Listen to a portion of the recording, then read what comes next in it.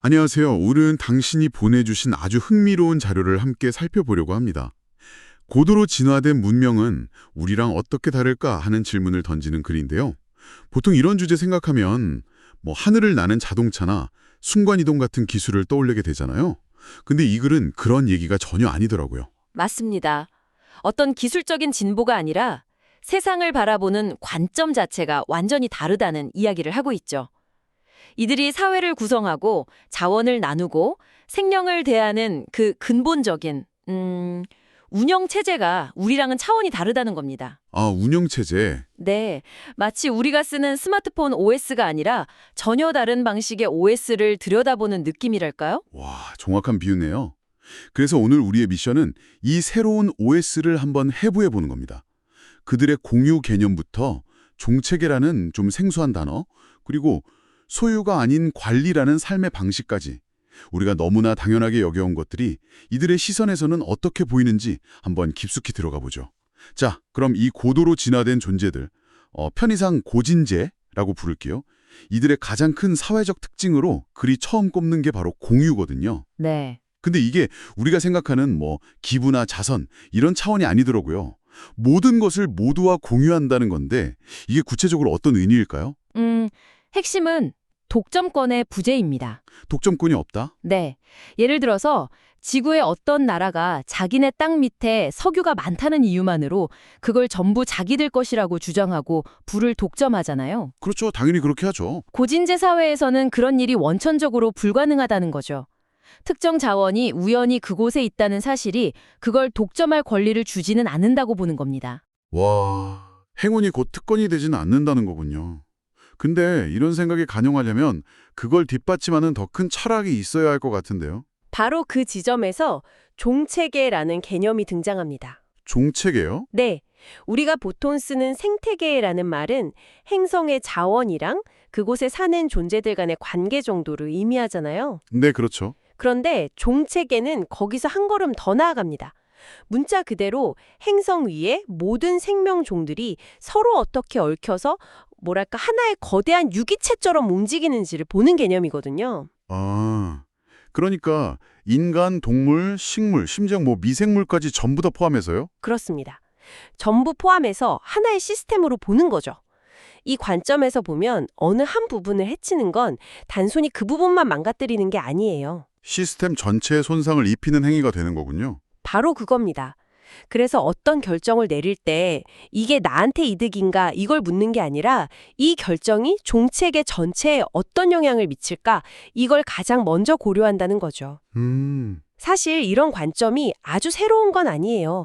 많은 원주민 문화의 세계관과도 깊이 맞닿아 있는 부분이거든요. 아, 인간이 자연의 주인이 아니라 그냥 거대한 생명의 그물망 속에 있는 하나의 일부라는 그런 사상이요? 맞습니다. 듣고 보니 정말 우리 몸을 생각하는 것과 비슷하네요.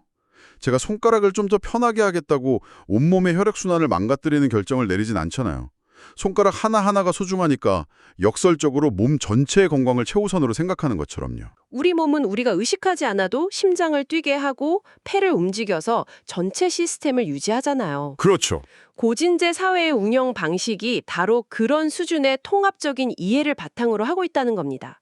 개별 존재들이 최상의 상태로 살아가려면 종체계라는 몸 전체가 건강해야 한다는 걸 너무나 깊이 이해하고 있는 거죠. 그런데 작가는 바로 그 지점에서 인류 사회의 현실을 아주 날카롭게 짚어내요. 인류는 단 하나의 종, 바로 인간의 욕망을 위해 다른 모든 종의 필요를 묵살해 왔다고요. 심지어 한 발 더 나아가죠. 모든 인간을 위한 것도 아니고 사실은 극소수 부자와 권력자의 탐욕을 채우기 위해 이 모든 일이 벌어지고 있다고 지적합니다. 그 문제의 심각성을 아주 직관적으로 보여주기 위해 나무와 사람의 관계를 예로 들죠. 아, 그 부분. 이건 우리가 과학 시간에 배운 내용이잖아요. 나무는 이산화탄소를 흡수해서 자신의 양분을 만들고 그 과정의 배설물로 산소를 내뿜고요. 반대로 인간은 그 산소가 꼭 필요하고 나무에게 필요한 이산화탄소를 뱉어내고 완벽한 공생관계죠. 이보다 완벽한 균형이 없죠. 네. 그런데 이 균형이 깨지고 있다는 건 이제 상식이 됐고요. 근데 제가 이거를 읽으면서 정말 등골이 서늘했던 부분은 우리가 흔히 해결책이라고 믿는 것들이 사실은 눈 가리고 아웅하는 수준이라는 걸 숫자로 보여주는 대목이었어요. 나무 한 그루를 베고 두 그루를 심으면 되지 않나 하는 생각이요. 맞아요. 그게 얼마나 아니란 생각인지를요. 그 수치가 정말 충격적이죠. 우리가 베어낸 그 거대한 고목 한 그루가 뿜어내던 산소의 양을 새로 심은 어린 나무가 따라잡으려면 무려 300년이 걸린다고 합니다. 300년이요.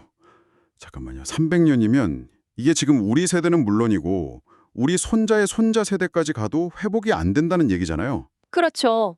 우리가 지금 누리는 공기는 수백 년 전부터 자라온 나무들이 만들어준 유산인데 그걸 우리는 너무 쉽게 써버리고 미래 세대에게 빚을 떠넘기고 있는 거네요. 맞습니다. 작가는 여기서 그치지 않고 아마존 열대우림 같은 거대한 산소 공장을 인간이 지금 기술로 다시 만들려면 얼마나 걸릴 것 같냐고 묻습니다. 그러고는 약간 비꼬는 투로 답하죠. 기껏해야 2000년에서 3000년이면 충분할 것이라고요. 사실상 불가능하다는 말을 그렇게 표현한 거네요. 단기적 이익, 장기적 파멸이라는 말이 정말 피부로 와닿는 대목입니다. 왜 이런 어리석은 일이 계속 벌어지는 걸까요? 글의 분석은 아주 명확합니다. 우리는 열대우림을 밀어버리고 그 자리에 목장을 만들어서 소를 키우고 그 소고기를 팔아서 돈을 버는 행위를 생산적이라고 부른다는 겁니다. 경제 지표상으로는 GDP가 올라가는 일이니까요. 그렇죠. 하지만 고진자의 시각, 즉 종체계의 관점에서는 그건 생산이 아니라 명백한 파괴 행위일 뿐이라는 거죠. 시스템 자체가 무너지면 그 안에 어떤 종도, 결국 인간 자신도 살아남을 수 없다는 너무나 당연한 사실을 잊고 있다는 겁니다. 이런 거대한 이야기를 듣다 보면 솔직히 그래서 내가 뭘 할 수 있는데 하는 무력감이 들기 마련이거든요. 그런데 여기서 이 글이 정말 뜻밖의 처방을 내놓습니다. 해야 할 일은 아무것도 없다고요. 이건 그냥 다 포기하라는 뜻인가요? 바로 그 지점이 이 글 핵심적인 전환점입니다. 해야 할 일은 아무것도 없다는 말이 정말로 아무 행동도 하지 말라는 뜻이 아니거든요. 아, 그런가요? 네, 여기서 행위와 존재의 차이를 설명합니다. 인류는 지금까지 기술 개발이나 정책 수립 같은 행위의 차원에서 문제를 해결하려고 무던히 애써왔지만 그렇지만 근본적인 문제들, 전쟁이나 기아, 환경 파괴 같은 것들은 수세기째 반복되고 있다는 거죠. 정확합니다. 계속 같은 방식으로 행동하면서 다른 결과를 기대하는 것과 같다는 말이죠. 그래서 진짜 변화는 무엇을 하느냐가 아니라 우리가 어떤 존재가 되느냐에서 시작된다고 말합니다. 아, 존재의 차원? 네, 우리의 의식 자체가 바뀔 때 비로소 우리의 행위도 근본적으로 바뀐다는 겁니다. 환경과의 관계에서 나는 누구인가라는 정체성에 대한 관념부터 바꿔야 한다는 뜻이죠. 지구를 정복하고 이용하는 지배자가 아니라 지구라는 거대한 종체계의 일부이자 세포라는 인식의 전환이 필요하다는 말입니다. 아, 그러니까 우리의 존재 방식, 즉 세상을 보는 관점을 바꾸기 전까지는 어떤 행동을 해도 결국엔 밑빠진 독에 물 붓기라는 거군요. 그럼 그 의식 전환은 대체 어떻게 시작할 수 있는 걸까요? 너무 막연하게 들리는데요. 그래서 작가는 아주 구체적인 방법을 제시합니다. 바로 침묵을 깨는 것이요. 침묵을 깨는 것. 큰 소리로 말하고 소란을 피우고 문제를 제기하라고 아주 강하게 촉구하죠. 그러면서 상식이 어떻게 탐욕에 의해 무시당하는지를 보여주는 아주 흥미로운 사례를 하나 드는데요. 바로 삶, 우리가 흔히 대마라고 부르는 식물입니다. 대마요? 그건 마약으로 분류돼서 굉장히 부정적인 이미지가 강한 식물이잖아요. 그렇죠. 그런데 이 글에 따르면 그건 이 식물의 잠재력을 두려워한 특정 산업계가 만들어낸 이미지에 가깝다고 합니다. 삶은 값싸고 어디서든 쉽게 자라는데 이걸로 종이는 물론이고 세상에서 가장 질긴 밧줄, 가장 오래가는 옷감, 심지어 매우 효과적인 몇몇 치료약까지 만들 수 있다는 겁니다. 잠깐만요. 나무를 벨 필요가 없어진다고요? 네, 나무를 베지 않아도 되는 거죠. 나무를 베지 않고도 종이랑 옷감을 만들 수 있다니 이게 사실이라면 정말 엄청난데요. 그런데 왜 우리는 이걸 적극적으로 활용하지 않는 거죠? 바로 그게 이 글이 말하는 탐욕의 문제입니다. 이 식물의 엄청난 잠재력이 실현되면 기존의 벌목산업, 제지산업, 면화산업, 심지어 일부 제약산업까지 너무나 많은 기득권 세력이 너무나 많은 것을 잃게 될까 봐 두려워한다는 겁니다. 그래서 거대한 로비를 형성해서 이 식물의 사용을 막고 부정적인 이미지를 더 씌웠다는 주장이죠. 와, 그렇다면 해야 할 일은 아무것도 없다는 말의 진짜 의미가 이제 좀 분명해지는 것 같네요. 섣불리 행동에 나서기 전에 먼저 이런 진실에 대해 눈을 뜨고 더 이상 침묵하지 않는 것, 즉 우리의 존재 방식을 바꾸는 게 우선이라는 거군요. 맞습니다. 의식의 변화가 선행되어야 한다는 점을 그렇게 역설적으로 강조한 겁니다. 자, 그럼 이런 의식의 전환을 이룬 고진제 사회는 어떤 원리로 움직이는 걸까요? 이 글에서는 두 가지 사회의 기본 지도 원리를 소개합니다. 첫째, 우리 모두는 하나다. 둘째, 하나 안에 모든 것은 서로 연결되어 있다. 아주 단순한데 굉장히 심오하게 들리네요. 이 두 가지 원리가 우리가 너무나 당연하게 여기는 소유라는 개념을 완전히 뒤집어 버립니다. 고진제 사회에는 우리가 아는 개인 소유라는 개념 자체가 거의 없다고 해요. 아, 그래요? 네, 대신 그들은 스스로를 관리자라고 여깁니다. 관리자요? 소유하는 것이 아니라 잠시 맡아서 보살피는 존재라는 거죠. 작가가 쓴 표현이 아주 인상적이었어요. 인간은 소유하지만 고진제는 보살핀다. 소유에 대한 강박관념에 사로잡힌 우리 인류의 모습과 극명하게 대조되는 지점이죠. 그러니까 제가 지금 살고 있는 집이나 땅이 엄밀히 말하면 제 것이 아니라는 건가요? 그렇죠. 내가 잠시 사용하는 동안 그 집과 땅을 잘 관리할 책임이 주어지는 겁니다.